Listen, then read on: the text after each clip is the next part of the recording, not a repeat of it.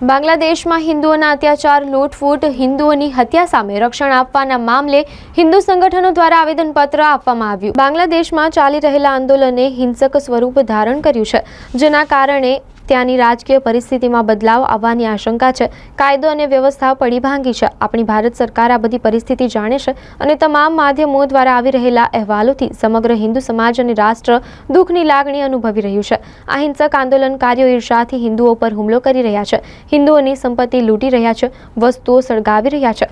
ત્યારે ભારતમાં પણ બિનઆધારિત રીતે બાંગ્લાદેશી લોકો રહેતા હોય છે। તેઓને તટસ્થ તપાસ તેમજ બાંગ્લાદેશ જેવી હિંસા ભારતમાં ના ફાટી નીકળે તે માટે કડક કાર્યવાહી કરવાની માંગ સાથે કલેક્ટરને હિન્દુ સંગઠનો દ્વારા આવેદન આપવામાં આવ્યું હતું।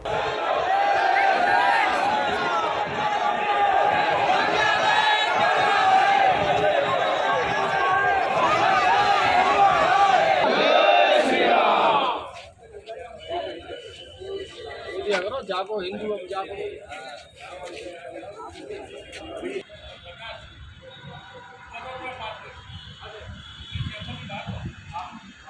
युवाओं जल्द થી જલ્દ પકડીને જે ગુજરાતની અંદર ભારતમાં અરાજકતા ફેલાઈ રહ્યા છે એવાઓને પકડીને એમને ત્યાં મોકલી આપો, આપણા હિન્દુઓને સહી સલામત પાછા લાવો।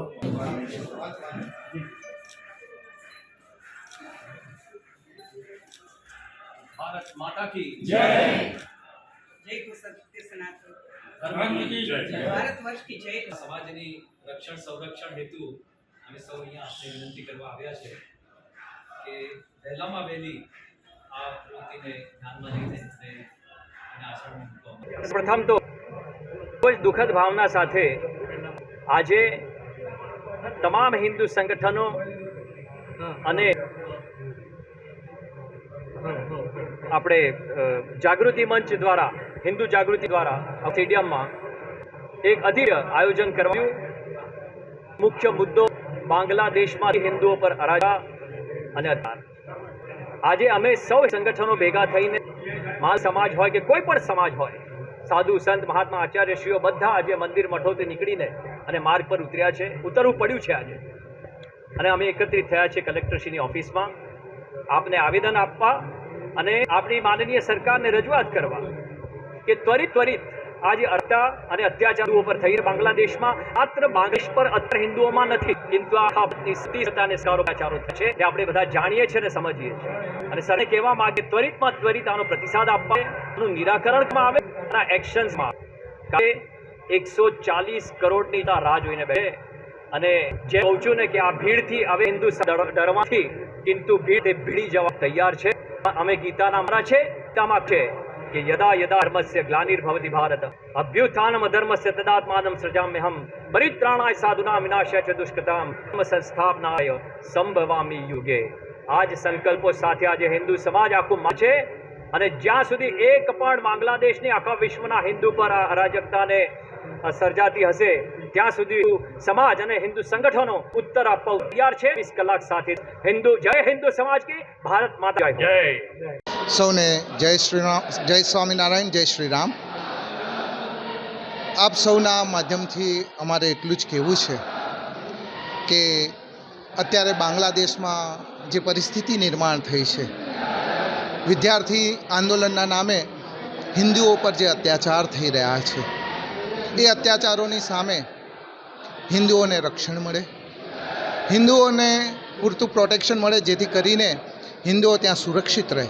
તેમની સુરક્ષાને ધ્યાનમાં રાખી ભારત સરકાર જે કંઈ અત્યારે પગલાં લઈ રહી છે એમાં વિશેષ કરીને વધારે ધ્યાન આપીને સારી રીતે વધારે પગલાં લઈને ત્વરિત એનો નિર્ણય આવે, જેથી કરીને હિન્દુ ધર્મને જે અમારા આત્મીય સ્વજનો બધા છે હિન્દુ ધર્મના, એ સર્વને ત્યાં પૂરતું રક્ષણ મળી રહે। એ માટે કલેક્ટરશ્રીને આવેદન આપવા માટે સંઘર્ષ સમિતિ હિન્દુ જાગરણ મંચ તરફથી જે આવેદનપત્ર આપવામાં આવ્યું હતું, ત્યારે બધા જ સાધુ સંતો, વડોદરાના જેટલા કંઈ હિન્દુ ધર્મના સંતો છીએ અમે બધા ભેગા થઈને અહીં આમંત્રણ આપવા આવ્યા હતા। તો શ્રી ઠાકોરજી અને ગુરુહરિ પ્રેમ સ્વરૂપ સ્વામીજીના ચરણોમાં એટલી જ પ્રાર્થના છે કે હિન્દુ ધર્મના ઐક્ય માટે એમની જે ભાવનાઓ છે, અમે બધા જ હિન્દુ ધર્મની સાથે છીએ અને હંમેશા હિન્દુ ધર્મની માટે કાર્ય કરતા રહીશું। આપ સૌ દર્શક મિત્રોને પણ એટલી જ ભાવના છે કે આપણે પણ સૌ એક થઈને હિન્દુ ધર્મ માટે કાર્ય કરીએ. અસ્તુ. જય શ્રી રામ, જય સ્વામિનારાયણ. આપણે સૌ જાણીએ છીએ કે છેલ્લા 9 દિવસથી બાંગ્લાદેશ, ત્યાર સુધી ભારત પર નિર્ભર હતું એવું બાંગ્લાદેશ લાસ્ટ 9 દિવસથી આંદોલન વિદ્યાર્થી અને સરકાર વચ્ચે હોવું સ્વાભાવિક છે. ભારતમાં પણ અનામત આંદોલન સરકારો સામે થયા છે. વિદ્યાર્થીની આંદોલનની માંગણી વચ્ચે સુપ્રીમ કોર્ટ જ્યારે પોતાના ચુકાદામાં માગણી સંતોષી લે છે, આંદોલન ખતમ થઈ જવું છે. જમાતે ઇસ્લામી, જેની સ્થાપના પણ ભારતમાં થયેલી છે, જે ઇસ્લામ માટે એનો ઉદ્દેશ એકમાત્ર છે શરિયા કાનૂન વિશ્વમાં લાગુ કરવું, ઇસ્લામી સત્તાઓ લાગુ કરવી. બાંગ્લાદેશ લોકશાહી દેશ છે. એક માહિતી પ્રમાણે 20 લાખ સ્ટુડન્ટો સરકાર સામે આંદોલન કરી શકે એમનો અધિકાર છે. 20 લાખ સ્ટુડન્ટોનું આંદોલનનું સ્વરૂપ કોર્ટે સંપૂર્ણ માંગણી સંતોષ્યા પછી જમાતે ઇસ્લામ જેવી કટ્ટરવાદી સંસ્થાઓના સ્ટુડન્ટ વિંગ દ્વારા આંદોલન સમેટાવવું જોઈએ. એના બદલે હિન્દુઓ ઉપર, ત્યાં રહેતા બૌદ્ધિસ્ટો ઉપર, ત્યાં રહેતા શીખ સમુદાય ઉપર અત્યાચાર, માલ મિલકતને નુકસાન, બાપ સામે બેટીની આબરૂ, ભાઈ સામે બહેનની આબરૂ લૂંટાઈ, સામૂહિક અત્યાચારો થયા. ખૂબ દુઃખનો વિષય છે. વડોદરા શહેર જનતાની, હિન્દુ જનતાને સંઘર્ષ સમિતિ વડોદરા મહાનગર દ્વારા કહેવા માગું છું કે કદાચ આપણે એવું સમજતા હોય કે મારી પાસે પૈસા, માલ મિલકત છે, આપણે સલામત છીએ, ભૂલી જજો. એક સમાજ જ્ઞાતિથી ઉઠીને દલિત સમાજથી લઈને બ્રહ્મ સમાજ આજે એક બેનર સાથે છે. નિરંતર આ પ્રયાસ કરવો પડશે. બાકી બ્રિટનથી લઈને બાંગ્લાદેશ સુધી આ સોચ 75 વર્ષથી નથી. 75 વર્ષથી ભારત આઝાદ થયું. જ્યારની ઇસ્લામની સ્થાપના થઈ ત્યારથી અત્યાર સુધી 1000 વર્ષથી ભારત વર્ષ પીડિત છે. તમે કટ્ટરવાદીને સજા કરી શકો છો. કટ્ટરવાદી સોચ એનો એકમાત્ર વિકલ્પ છે લોખંડને કાપે. આપણને શીખવાડી એક ગાલ પર તમાચો મારે, બીજો ગાલ ધરવો, એમાંથી બહાર આવવાની આવશ્યકતા છે.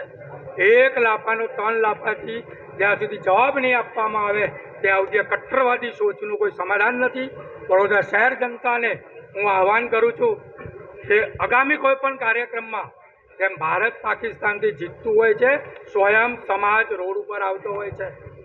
આ સ્થિતિનું આદર્શ નિર્માણ વડોદરા શહેર જનતામાં થાય. જ્ઞાતિ જાતિથી ઉપર ઉઠીને દેશ અને રાષ્ટ્રની સમસ્યા હોય, હિન્દુત્વની સમસ્યા હોય, આનું એક જ સમાધાન છે કે પ્રત્યેક વ્યક્તિ આની લડાઈ માટે કાયદાની મર્યાદામાં રહીને સડક ઉપરથી નીકળશે. તે દિવસે આ દેશની મોટાભાગની સમસ્યાઓનું સમાધાન થવાનું છે. આજરોજ કઈ જગ્યાએ આવ્યા હતા? આજરોજ અકોટા સ્ટેડિયમમાં વિવિધ સામાજિક સંસ્થાઓ, નોટ સંગઠન, આ કોઈ સંગઠન એકલું નથી, વિવિધ હિન્દુ ધર્મમાં રહેલી જ્ઞાતિ સમાજના લોકો એકત્રિત થઈને અકોટા સ્ટેડિયમથી પગપાળા આજે કલેક્ટરશ્રીને અમારો વિષય મૂક્યો છે, અમારી માગણીઓ મૂકી છે. તે અમારો હિન્દુ ત્યાં લઘુમતીમાં છે, એની પીડા ઓછી થાય. બાકી અમે